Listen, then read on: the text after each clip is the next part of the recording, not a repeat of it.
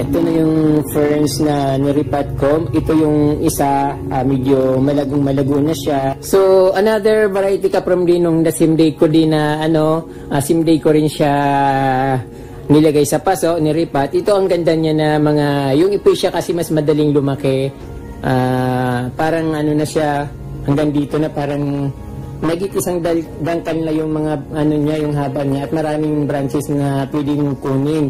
At ito ka from kasabay din ito nung paglagay ko dun sa naglipat ako, sabay din ito, kaya lang ito nandun sa maliit na paso.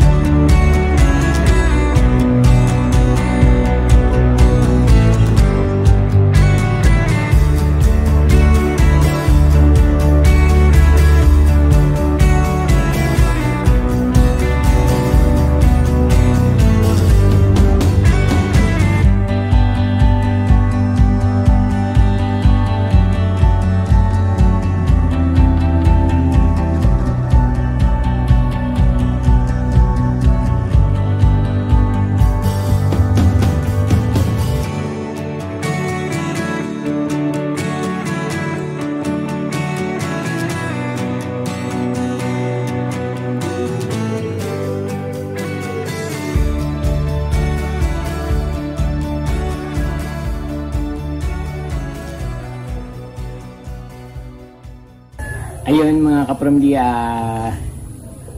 ililipat ko yung ferns na nabili ko na 100 pesos sa per pot.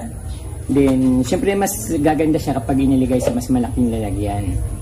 So, kaya ito bumili ako ng panghanging hanging plant. Meron na siyang self-watering. Once na diniligan mo yung diniligan mo yung halaman, so yung water mapupunta sa ilalim, kaya kahit na hindi ko diligan ng ilang araw, okay lang. So since na fern naman yung ferns ang itatanim ko dito, so hindi naman siya matakot sa tubig, gusto niya nga mas palagi siyang tuyo, kaya ayun. So yung soil ay hinaluan ko ng mga dahon na nahulog galing sa puno. So walang special dito sa soil na ito, ordinary soil galing lang dyan sa tabi-tabi.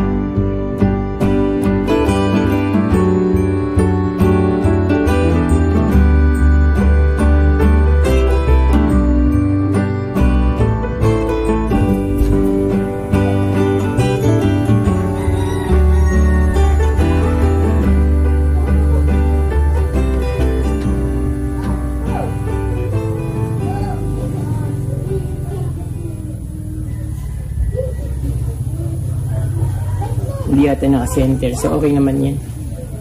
Okay lang siya. Yan. Ito.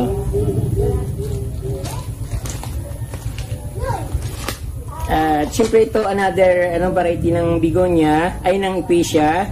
Tinanggal ko ulit dun sa, sa natataniman niya kasi that time nung tinanim ko siya, wala akong mga, lalagyan, wala akong mga paso, kaya pinagsama-sama ko. So, ito medyo nag-grow na, ililipat ko siya dito sa, sa lalagyan. Kasi nakabili ako ng lalagyan na 3 piraso nga lang nabili ko. So, 2 variety na ito. Meron pa marami pa ako dapat isama.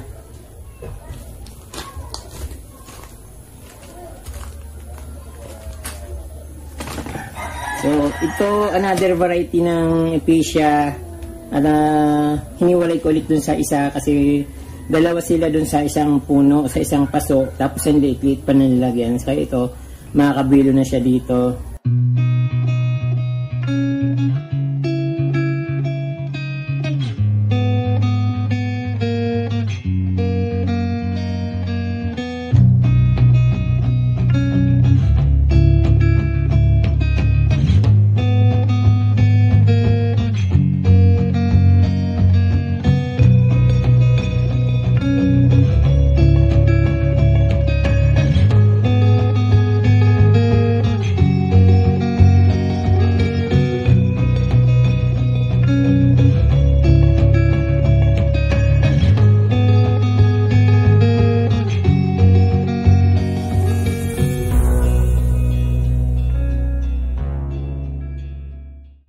Ito na yung ferns na niripat ko. Ito yung isa, medyo malago na siya.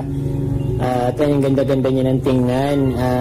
Medyo nalamog lang siya ng bagyo pero pinasok ko naman siya sa kubo. Kaya lang yung hangin dito sa kubo ko, tagus-tagusan. Kapag malakas yung hangin, parang dumadaan din sa loob ng kubo.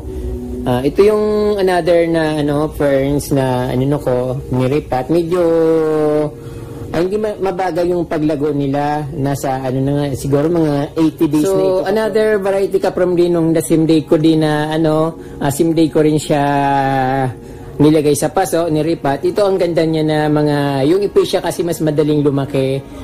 Depende sa klase ng Acacia, minsan mabagal yung iba. Then ito Acacia, namumulaklak siya at napakagandang tingnan. The same day ko siya niripat at the same din yung mga laki nila. Din ito kulay pink at ang ganda-ganda niyang tingnan. Pero dito sa banda sa hindi siya masyadong nag-grow. Mayroon siyang part na nag-grow kung saan siya nakatapat. So ayun, dahil maliit lang yung tinanim ko, ayan, maganda na siya. Magandang tingnan. Then, ito naman kapramdi yung yung nakikita nyo sa pinapakita ko habang nilalagay ko sa paso. Ayan, hindi siya masyadong humaba. Pero siya, yung tawag dun, mataba siya. Mabagal lang siyang humaba, yung mag-branch. Ayan, pero yung isa naman na nilagay ko, sobrang dami yung branch niya. Parang na siya, hanggang dito na parang nagit isang dangkal na yung mga niya, yung haba niya at maraming branches na pwedeng kunin, na pwedeng iripat. Din another one ka from ditong isa, hindi naman siya, mabagal din siyang gumapang. Ganun pa rin yung niya, hindi masyadong lumaki. Pero kasi nalalamog siya minsan tinutukan ng pag nalalagay ko sa saan tawag doon sa lapag, nilalapag ko sa pag umuulan kasi pag gumahangin, iniisip ko baka mapigtas yung niya, nilalagay ko sa lupa, sa baba, tapos tinutuka siya ng mga manok. Ayan, kaya minsan akala ko hindi siya lumalaki, yung pala napuputol. So ayun.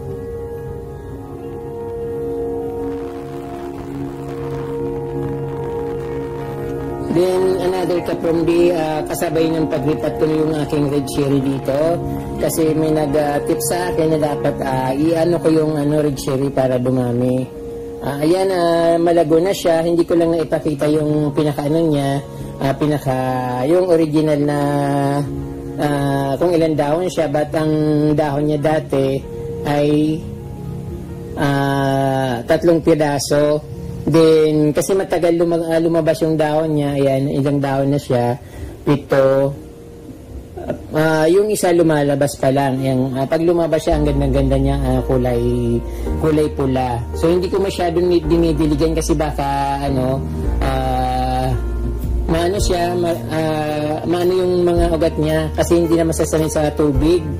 Mas gusto niya yung dry, kaya hinayaan ko lang siya. Hindi naman siya namamatay at ang ganda niya, lumalaki na siya. Sana yung lumaki yung gustong-gusto ko na, yung parang malaking-malaki. Ito ka from the kasabay din ito nung paglagay ko dun sa naglipat ako, sabay din ito. Kaya lang ito nandun sa maliit na paso. Ayan, pero sobrang ganda niya. Tingnan nyo naman yung pagka tubo niya, ang haba-haba niya. So, 80 days ang niya. Minsan yung iba masyadong maliit, matagal siyang lumago. But pag nasa naman siya, nasa lapag, ang laki-laki niya, sobrang taba. Ito katulad nito, pinutol-putol ko nito ka-from di kasi masyado nang humaba.